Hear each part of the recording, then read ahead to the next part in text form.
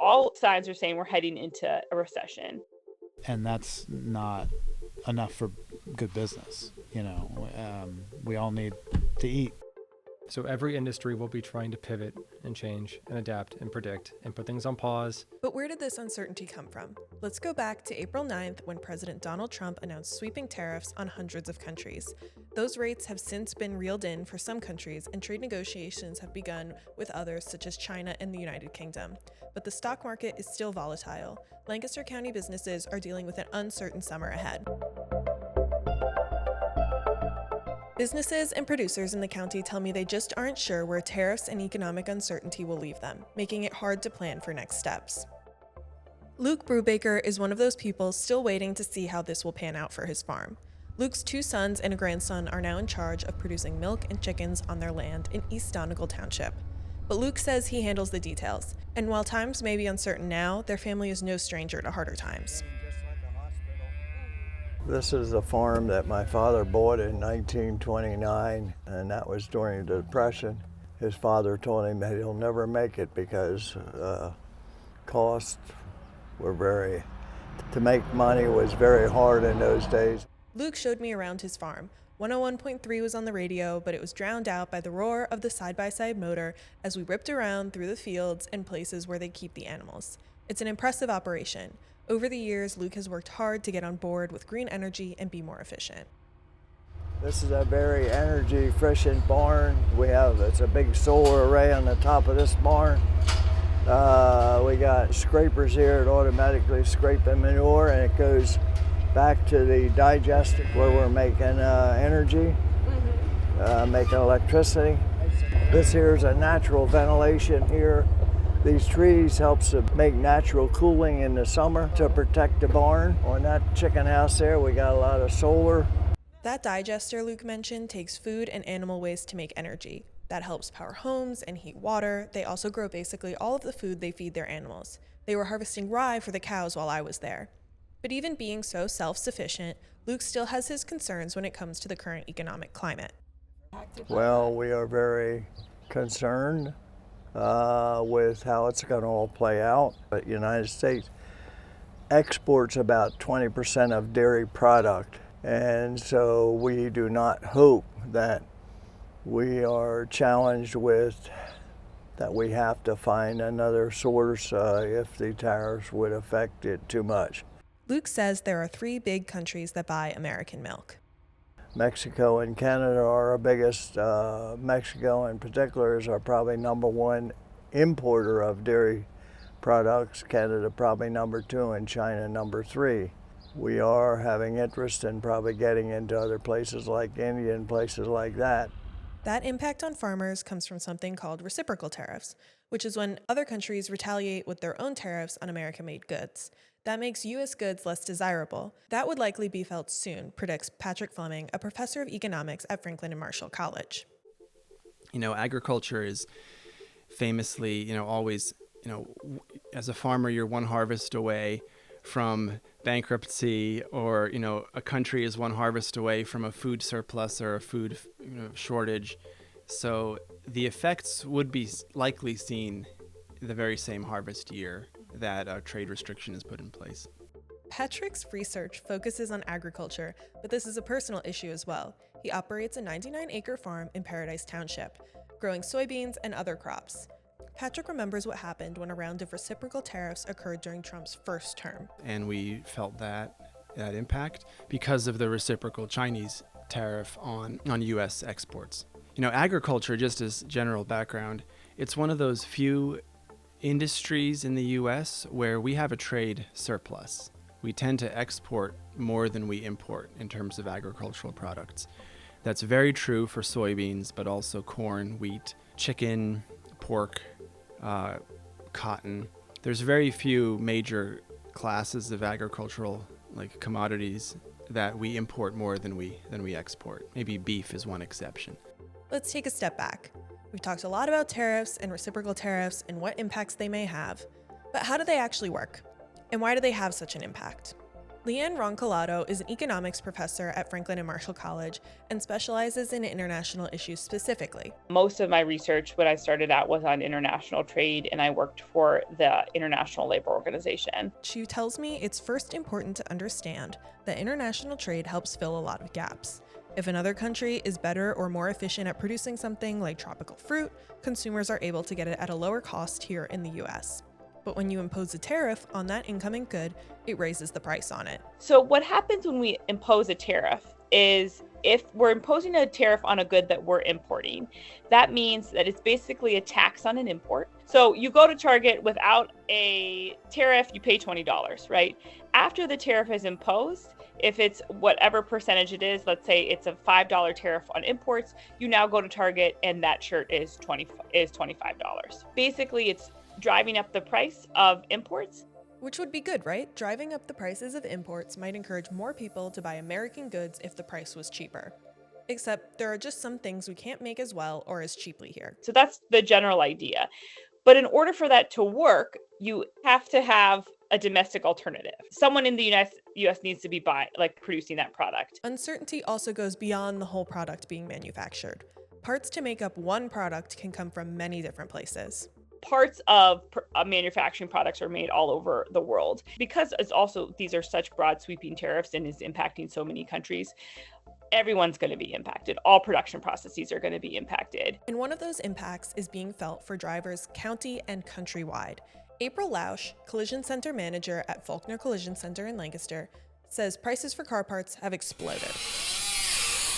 So parts are definitely increasing. Something that was $200 2 weeks ago is now $600. They're depleting their inventory in the U.S. And then once that is done and gone, there's no more parts to buy. Then you have to go to Germany and like BMW and buy them from Germany, which is going to be more expensive. Which doesn't just cause a problem for people like April, but for customers that are going to see prices for repairs and for insurance jump. So what's happening is the insurance claims are rising, and then your insurance premiums are rising because it costs more to fix the car.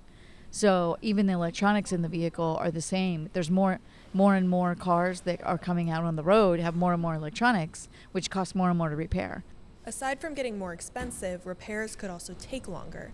As April mentioned, stock is being depleted in the United States. A lot of things are back ordering right now, and there's not stock in the U.S., which is causing major delays, weeks and weeks. So I'm waiting 3 weeks right now for a door handle, simple. But they have to, get it from somewhere. For every day a car doesn't get repaired, it's another day the shop doesn't get paid for it. So customers and shops alike are feeling the pinch with delays and price increases. We'll break down just how that's impacting smaller businesses in Lancaster County after this quick break. Hi there, it's me again, just popping in to see how you're feeling. We want to hear everything that you have to say. Drop your thoughts in the comments and be sure to rate and review wherever you listen to podcasts. Hearing from listeners like you helps us make each episode better, and we have plenty of episodes in store, so also make sure you're subscribed wherever you stream those podcasts. Before the break, I explained how tariffs are driving up prices for parts and delaying delivery. In a similar way, local businesses that deal with imported parts are feeling the strain. Car parts are a more common example, but trade troubles are trickling into cards, boards, and other games you sit down to play, all the way down to the smallest set of dice. Everything's interconnected. So everything I have is imported one way or another. The game store known as FARBO Co. is tucked away on West Grant Street by the Lancaster Central Market. Climbing up the stairs to enter the so-called general nerdery, you'll find an array of board games, figurines, and all the trinkets in between. I sat with owner Evan Farbo as they unloaded a fresh set of dice. My name is Evan Farbo, they, she pronouns. I own and operate FARBO Co., a general nerdery next to Central Market in Lancaster. I also own the Midnight Oil, which is sort of my social hobbies lounge nearby. These are dice, fresh out of the oven, imported from manufacturer in China. The dice are just one item, but that's the problem.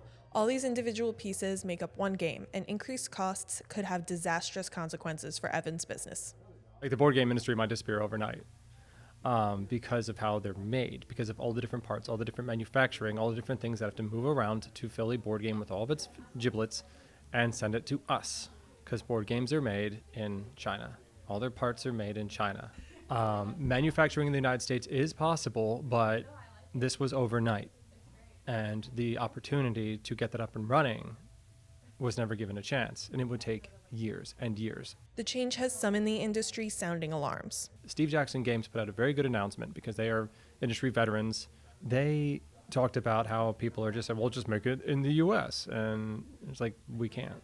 Do you want a $25 board game becoming a $40 board game, becoming an $80 board game, becoming a $160 board game? Bracing for that change means Evan is trying to cut costs elsewhere, even if that makes some things more inconvenient. I am doing lots of ways to reduce my upkeep costs, my monthly costs. I'm doing as much as I can. And I'm putting a decent dent in it. I mean, like, I'm about to see what happens if I cut Comcast out of here, which would be fun. It'll save me money. Had a fight with my previous card processor, and I guess they didn't expect me to do something like blow off my leg to escape a bear trap, but I did, and it's working, and I'm saving money.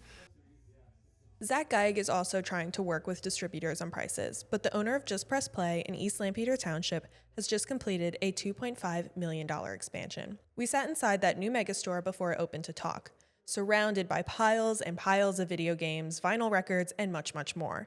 It certainly doesn't make him feel at ease to see all this fluctuation on top of that.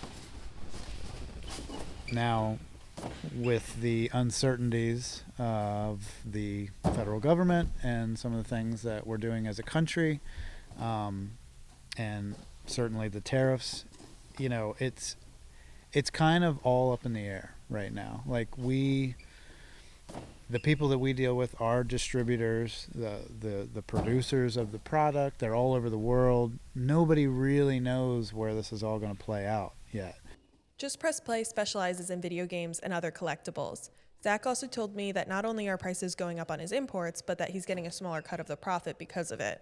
You know, if you tell us we're paying another 10%, well, then that takes our 15% cut down to 5%, and that's not enough for good business. You know, we all need to eat. Sitting in his new megastore, it's clear why he would be uneasy about that. Only the federal government can, you know, figure this out, and then we'll all figure out what we're doing next. So it is a little scary. I mean, it's not a comfortable position to be in. Planning for the future is hard amid economic uncertainty, and retirement is just one of those chapters being impacted. President and CEO Larry Zook of Landis Communities in Manheim Township says that an uncertain housing market can be a cause for concern when looking to move into a retirement community. You know, that can happen in the past when, let's say, housing values, the housing market declined, and if persons who wanted to move to Landis homes were not able to sell their home, many times they sell their home to help pay the advance fee or the entrance fee to move to a community like Landis Homes. That can be a concern. But Larry tells me residents are typically calm even in the face of such upheaval. Residents would say, you know, hey Larry, we've been through tough times in the past. We lived through the Depression. We didn't have food and our neighbors looked out for us, and it's going to be okay. Other businesses have more reason to be optimistic. Some locally made goods are now no longer so expensive compared to imported goods. That's what Michael Gish is finding.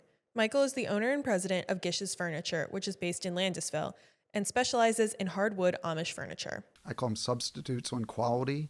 People don't have to substitute quality for price when they get to furniture. So now they should be able to support American made furniture, quality furniture at the same price or probably even less. Will probably even be less than some of these China imports. So in that scenario, it's a win-win for us. Michael says their niche in Amish furniture is one that has helped them remain successful and stable through turbulence. Now, historically, we've been successful by, one, being unique, and two, the quality aspect. We're not going to be the cheapest in our market. We're not going to be the most expensive, but our commitment is we want to provide the most value when somebody's making a furniture decision. Michael is also confident that tariffs and economic changes will have a positive impact on everyone, not just him and his company. Yeah, my advice is, stand firm. America is a powerful country. I think the the short-term pain is worth the long-term gain when it comes to tariffs and getting manufacturing back in the United States. Which some people agreed with, like Luke Brubaker, the East Donegal Township farmer, who believes the current administrations have his back. Yes, the administrations that are in now, both of them are very supportive of agriculture. Maybe some would not think so at a time, but I have confidence that they will come through. We're just looking at a few glitches now that need to be worked out, and I think everybody is kind of anxious in seeing that those glitches can be worked out on the tariff business. Farming and agriculture could also serve as an important case study for bringing manufacturing back into the United States, according to Patrick Fleming of Franklin and Marshall College. Because we have used government policy over decades to protect agriculture through crop insurance, through price floors, through different types of subsidies. The government has tried since the 1930s almost any type of policy you can imagine. They've been tried as a way to help farmers through difficult times.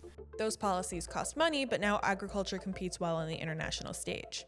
However, farming only makes up around 1% of the labor force. So Patrick warns that if manufacturing follows in the footsteps of farming, it may look different than expected. So I think it's something to reflect on, is if we want to bring back a certain high-paying blue-collar occupation, farming hasn't done that, despite being vibrant. Tariffs have kicked up prices, delays, and above all else, uncertainty. In the face of all that, there's still optimism. Zach Geig, owner of Just Press Play, is finally seeing his dreams realized with this new expansion. He has trust that this will all work out. And we do feel like, our customers will want us to succeed and will help us succeed. That is certainly the hope, But, yeah, I mean, as I said, it's a huge undertaking. There's a lot of moving parts. I mean, I can't hand the keys back over at this point, you know what I mean? Like, yeah. Thanks for listening to this episode of LMP Lancaster Online Podcasts. Tell us how you're feeling. Be sure to rate and review this episode wherever you listen to podcasts. We also have much more in store. Subscribe to LMP Lancaster Online Podcasts to stay updated, and check out our website, Lancaster Online, under podcasts for even more.